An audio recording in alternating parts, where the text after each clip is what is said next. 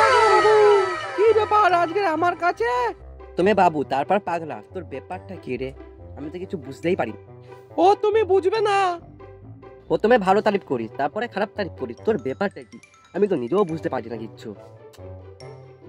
আরে ও পাগলা বাবু, বিস্কুট তুইও ধরেছিস চায়ের মতন? তোকে আমি ভালো ভাবতাম, তোকে তো ভালোবাসি আমি, তুই এখন আমার মান সম্মান খাচ্ছিস। খা খা, তখন তোদের টাইম। সরি মালিক সরি, আমি জানতাম ঠিক না যে তুমি আমাদের এত समझ गया। ভালোবাসো।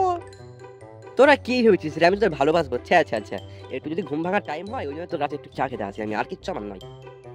ও চা দোকানের টুম্পা বৌদির জন্য তুমি আসো তাই তো? পাগলা তার কথা ভুল কাটা চালাবো কাটো, দা তোমার কোনো জ্ঞান আছে মাথা মোটা?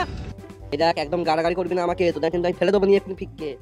দেখছি দেখছি, দাও না দাও, ফিকে ফেলে দাও না, দেখছি তোমার কত সাহস। টুম্পা বৌদি আমাদের কম ভালোবাসে না, তোমার দিয়ে বেশি ভালোবাসে। হ্যাঁ রে চা ভাই, তুই পুরো ঠিক বলেছিস, একা দোকানে ঢুকতে দেবো না।